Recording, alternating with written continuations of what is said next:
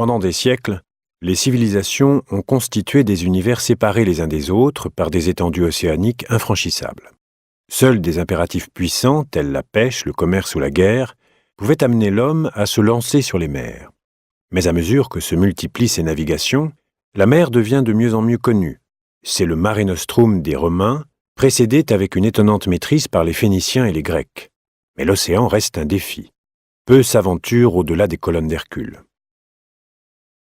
Au Moyen Âge, l'océan, infranchissable ruban autour du monde habité, fait progressivement l'objet d'incursions de marins hardis, qui disposent de navires de plus en plus solides. Au cours des XIIIe et XIVe siècles, la mer, malgré la peur qu'elle engendre, n'est plus considérée comme un obstacle, mais envisagée comme un chemin vers de nouvelles contrées. Avec les cartes Portulan, l'océan n'est plus une ceinture infranchissable, mais une route jalonnée d'îles qui offre autant d'escales vers la découverte d'autres terres habitées. Parallèlement, de nouveaux outils offrent aux marins des instruments de navigation moins aléatoires. La boussole pour s'orienter et l'astrolabe pour déterminer la position du navire. Ces instruments permettent aux bateaux de se lancer à l'assaut du grand large. Des convois génois, vénitiens et catalans franchissent régulièrement les colonnes d'Hercule pour longer la côte atlantique en direction des Flandres. À l'aube du XVe siècle, la redécouverte des cartes de Ptolémée s'avère un stimulant décisif des grandes découvertes. À la fin du siècle, une fièvre de découverte gagne l'Europe entière. L'idée d'une liaison par mer entre le Portugal et l'Asie agite les cercles humanistes. C'est dans ce contexte que Christophe Colomb gagne ce qu'on appellera les Indes occidentales.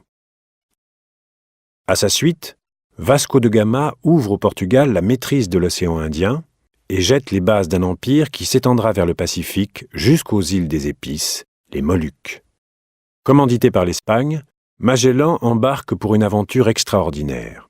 Premier Européen à traverser l'océan Pacifique, il accomplit aussi le premier tour du monde. Tout au long du XVIIe siècle, l'hégémonie de l'Espagne et du Portugal sur les mers est battue en brèche par la puissante compagnie hollandaise des Indes, mais aussi par les Anglais.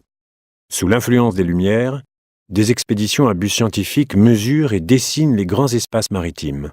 Bougainville, Cook, Lapérouse sillonnent les mers à la recherche des ressources du monde. Au cours du XIXe siècle, ces missions deviennent océanographiques, s'intéressant au monde marin en lui-même, avec le voyage du Challenger, suivi des campagnes d'Albert Ier de Monaco. Au XXe siècle, l'océan révèle de nouvelles perspectives que l'homme cherche aujourd'hui à connaître et à maîtriser.